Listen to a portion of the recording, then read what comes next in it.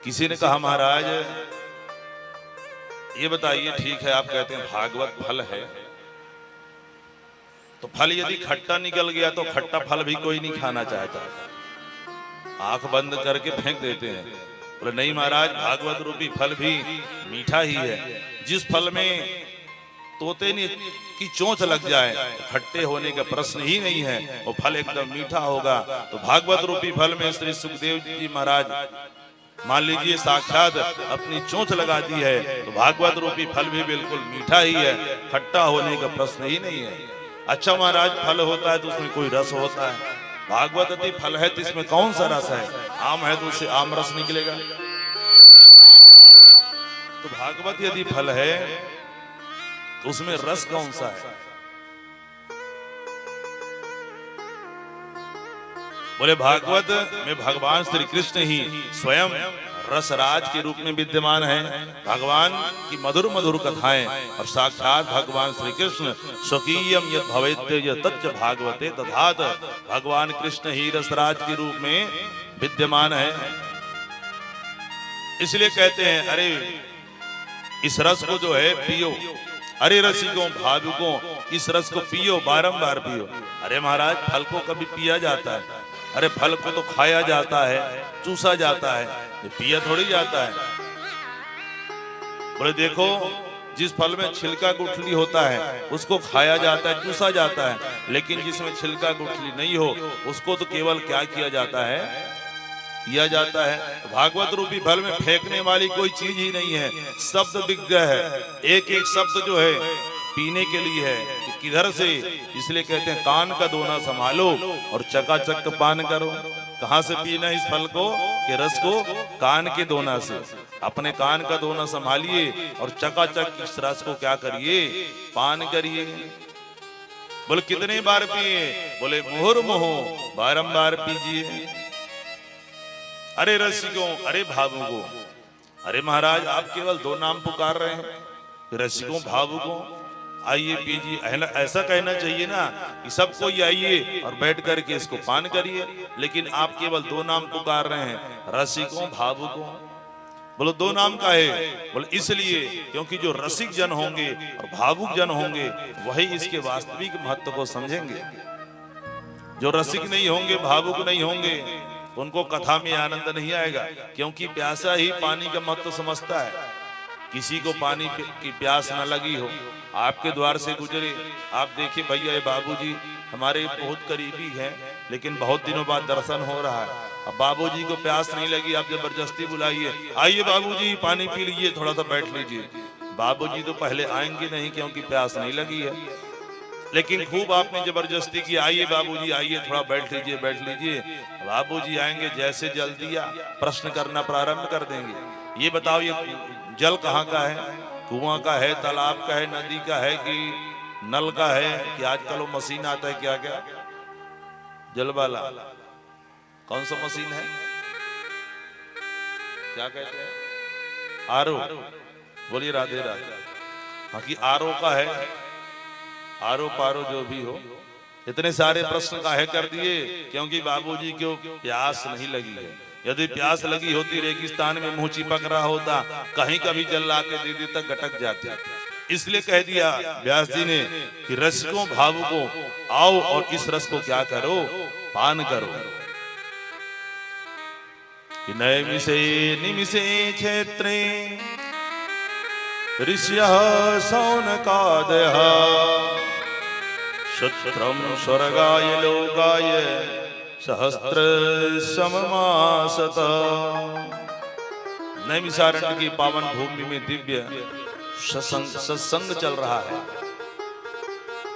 सूत जी महाराज सौनक इत्यादि 88,000 ऋषियों को बैठा करके इसी प्रकार से कथा सुना रहे हैं, और यज्ञ चल रहा है 1000 वर्ष का। कितना? 1000 वर्ष का। अब हम लोगों को भैया 7 दिन का यज्ञ बड़ा भारी पड़ जाता है, कैसे कैसे करें, लेकिन ये बताइए 1000 वर्ष का यज्ञ।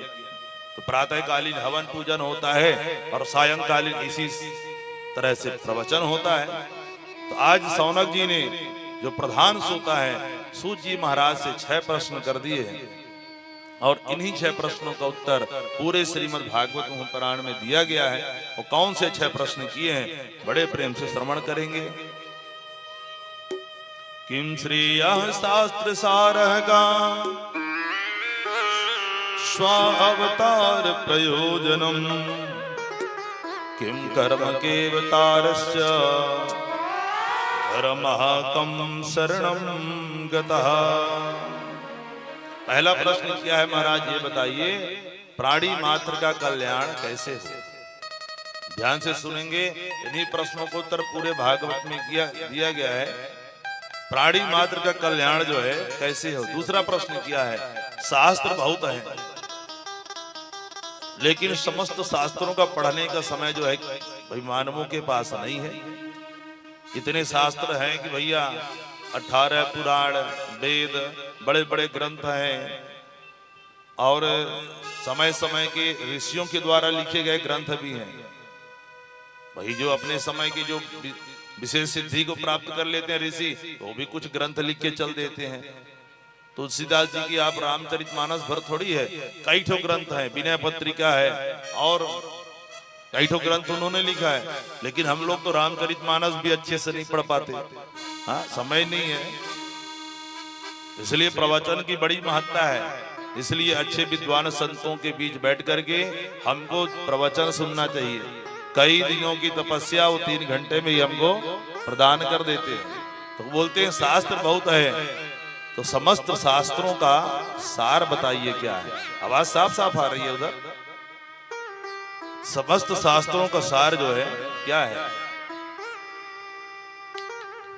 तीसरा प्रश्न किया है, भगवान यदि सर्व समर्थ हैं तो भगवान अवतार क्यों लेते हैं। भगवान की इच्छा मात्र से ही भ्रिकटु विलास सृष्टि लय होई, आंखों के इशारे से ही ब्रह्मांड को उलट पुलट कर सकते हैं। तो भगवान अवतार जो है क्यों लेते हैं। यदि कोई कहे कि रावण कुंभकर्ण को मारने के लिए आते हैं, ये बात ठीक नहीं है भैया। भगवान तो अपने आंखों के इशारों से कर देते हैं। ये तो यही बात हुई जैसे कोई मच्छर को मारने के लिए बंदूक चलावे। अरे मच्छर को मारने के लिए बंदूक चलाने की आवश्यकता है, मच्छर तो इसे मर जाता है। वैसे ही क्या भगवान का अवतार रावण कुंभकर्ण को मारने के लिए होता है? तो नहीं होता। तो बोले भगवान के अवतार का प्रयोजन क्या है। चौथा प्रश्न क्या है, यदि भगवान के अवतार हुए हैं तो भगवान के कितने अवतार हुए हैं। पांचवा प्रश्न किया है, जीवन का परम लक्ष्य क्या है। छठवां और अंतिम प्रश्न किया है, धर्मः तं शरणं गतः। जब भगवान लीला संवरण करके धराधाम से चल देते हैं तो धर्म किसकी शरण में जाता है। जब तक भगवान है, अवतार लेते हैं तो धर्म भगवान के साथ रहता है, जहां भगवान रहते हैं। और जब भगवान चल देते हैं धर्म कहां जाता है। धर्मः कं शरणं गतः। ये 6 प्रश्नों का उत्तर हमें दीजिए। सूत जी महाराज सुनकर गदगद हो जाते हैं, बोलते ऋषियों में आपके प्रश्नों का उत्तर दूंगा। लेकिन ध्यान आया कि अरे हम थोड़ा अपने गुरु जी को प्रणाम कर लें। सुंदर यहाँ पे अपने गुरु जी को 2 श्लोकों में प्रणाम किया है, उसे बड़े प्रेम से श्रवण करते हैं। इनके गुरु जी कौन है, सूत जी के सुखदेव भगवान। तो हम लोग भी सुखदेव भगवान को बड़े प्रेम से प्रणाम करते हैं। बोलो सुखदेव भगवान की कियं प्रव्रजन्तमनुपेतमपेत कृत्यम् द्वैपायनो विरह कातर आजुहाव पुत्रेति तन्मयतया तरवोऽभिनेदो तं सर्वभूतहृदयं मुनिमानतोऽस्मि। यः स्वानुभावमखिलश्रुतिसारमेकम् अध्यात्मदीपमतितितीर्षतां संसारिणां करुणयाः पुराणगुह्यं तं व्याससोनमुपयामि गुरुं मुनीनाम्। इन 2 श्लोक में जो है सुखदेव जी भगवान को प्रणाम किया है। यम